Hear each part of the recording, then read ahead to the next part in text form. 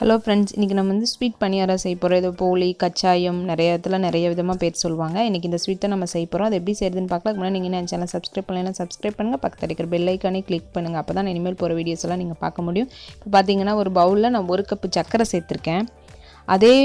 அதே அளவுள்ள பவுலில் நான் வந்து 1 கப்பு மைதா மாவு சேர்த்துருக்கேன். அதே அளவு நான் தண்ணி சேர்த்துறேன். 1 கப்பு மைதா மாவு, 1 கப்பு சர்க்கரை, 1 கப்பு தண்ணி. இப்போ நான் வந்து சர்க்கரையில் நான் 1 கப்பு தண்ணி விட்டு சர்க்கரையை நல்லா நீங்கள் கரைச்சிக்குங்க. சர்க்கரை கொஞ்சம் பெருசாக இருக்கும். நம்ம ஒழுங்காக சர்க்கரை கரைக்காமவே மாவை போட்டோம்னா கொஞ்சம் நறுன்னு இருக்க மாதிரி இருக்கும். நம்ம பொரிச்ச பின்னாடி கொஞ்சம் ஒரு மாதிரி இருக்கும், மொறுமொறுன்னு. அதனால் நம்ம கொஞ்சம் சேர்த்துக்கிறோம். ஒரு 4 ஏலக்காயை நல்லா தட்டி அதில் மிக்ஸ் பண்ணிக்கலாம். அந்த சர்க்கரை தண்ணி கரைச்சோல்ல அது கூட நம்ம எடுத்து வச்ச அந்த 1 கப்பு மாவையும் மிக்ஸ் பண்ணிக்கலாம். இப்போ கட்டி இல்லாமல் இதை நல்லா நம்ம கரைச்சிக்கிறோம். நல்லா மிக்ஸ் பண்ணி விடுங்க, நல்லா கரைச்சிக்குங்க. கட்டி இல்லாமல் நம்ம கரைச்சிட்டே இருந்தோம்னா அது கட்டி இல்லாமல் நல்லா இதாக வந்துடும்.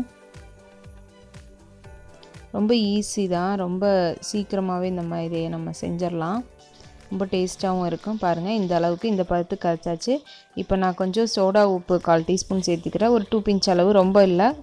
அது நல்லா உப்பி வரும், அதுக்காக. பாருங்கள், இந்த அளவுக்கு. அவ்வளோதான் ஃப்ரெண்ட்ஸ். ஒரு 5 மினிட்ஸ்லேயே நம்ம இதை ரெடி பண்ணிடலாம். ஈஸியாக ஈவினிங் குழந்தை வந்த ஸ்நாக்ஸ் மாதிரி நம்ம செஞ்சு கொடுக்கலாம். பாருங்கள், இந்த மாதிரி ரெடி பண்ணியாச்சு. இப்போ நான் ஒரு வடக்கல் வச்சுருக்கேன். அதில் ஆயில் சேர்த்துக்கிறேன். ஆயில் நல்லா காயட்டும். கொஞ்சம் காஞ்ச வரை போட்டால் தான் அது நம்ம வடக்கல்ல ஒட்டாது.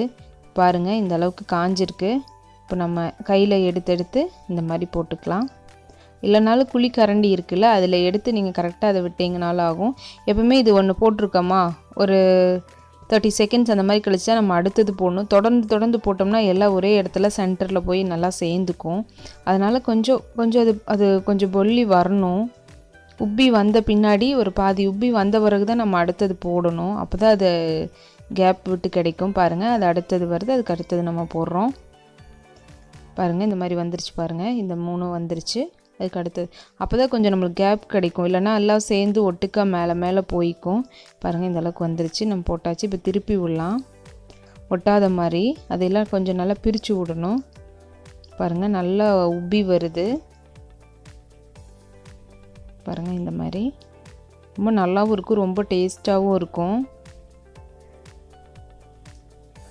நல்லா ப்ரௌன் கலரில் வரணும். லைட்டாக திருப்பி விட்டிங்கன்னா நல்லா இதாக இருக்கும்.